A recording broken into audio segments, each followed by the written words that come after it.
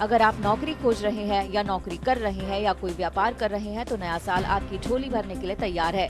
मंदी से बेहाल देश की अर्थव्यवस्था फेस्टिव सीजन में मिली सुधार की डोज के बाद कोरोना वैक्सीन की अगली खुराक से नए साल में भी तेज रफ्तार से दौड़ने को बेताब है। अलग अलग रिसर्च एजेंसियों और ट्रेड चैम्बर्स के दावों के मुताबिक अगली तिमाही यानी जनवरी से मार्च में इलेक्ट्रॉनिक आइटम्स की बिक्री जनवरी मार्च 2020 के मुकाबले 9 से 11% बढ़ेगी। काउंटर पॉइंट की रिपोर्ट के मुताबिक स्मार्टफोन की बिक्री अगले साल के पहले 3 महीनों में 10% बढ़ेगी। कंटार वर्ल्ड पैनल की रिपोर्ट का दावा है कि FMCG की बिक्री जनवरी से मार्च में 6 से 8% बढ़ सकती है। हालांकि कपड़ों की रिटेल बिक्री पिछले स्तर के बराबर ही रह सकती है।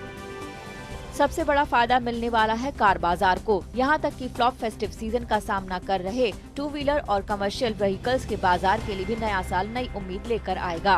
क्रिसिल के मुताबिक जनवरी मार्च में कारों की बिक्री 15 से 20%, दोपहिया वाहनों की बिक्री 25 से 30%, ट्रैक्टर की बिक्री 23 से 28% और कमर्शियल वाहनों की बिक्री तेजी के सारे रिकॉर्ड तोड़ते हुए 35 से 40% की दर से बढ़ेगी। पिछले हफ्ते RBI ने मॉनेटरी पॉलिसी कमेटी की बैठक के बाद अक्टूबर 2020 से मार्च 2021 तक देश के विकास दर के पॉजिटिव होने का भरोसा जताया था। For Q3 we are projecting plus 0.1% and for Q4 we are projecting plus 0.7% in as I said in the Q4. So in other words the H2 is expected to show positive growth.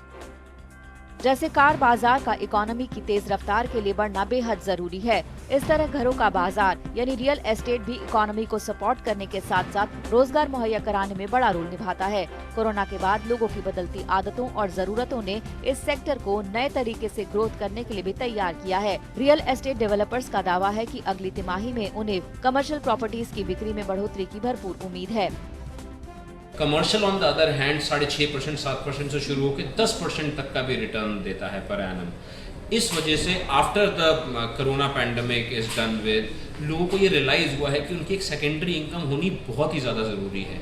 यही reason है कि festive season ख़त्म होने के बाद भी, festive season पूरा होने के बावजूद भी आज सेल स्टेबल नहीं है। It is towards still going towards the growth side और आगे जाके इम्प्रूव होती चली जाएगी। लो इंटरेस्ट रेट्स होने की वजह से एंड यूजर्स और इन्वेस्टर्स दोनों का प्रॉपर्टी मार्केट में दोबारा इंटरेस्ट जागा है।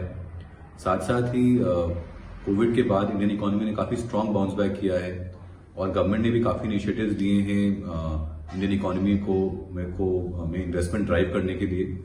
और जैसे ही ये इन्वेस्टमेंट्स FDI और नए इन्वेस्टमेंट्स इंडियन इकोनॉमी में आते हैं, इसका डायरेक्ट बेनिफिट कमर्शियल और रिटेल रियल एस्टेट को आएगा।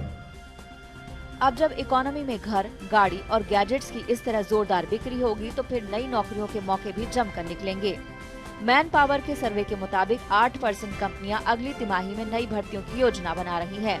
2% कंपनियां जनवरी मार्च में छटनी करेंगी। 55% कर्मचारियों की संख्या में कोई बदलाव नहीं करेंगी, जबकि 35% कंपनियां इस पर अभी तक कोई फैसला नहीं ले पाई है। हालांकि मौजूदा आंकड़ों के हिसाब से भी अक्टूबर से दिसंबर के 3% के मुकाबले जनवरी मार्च में 5% कंपनियां नई नौकरियां देंगी। यानी नए साल में गुड न्यूज के साथ साथ इकोनॉमी खुशियों के रंग बिखेरने को तैयार है।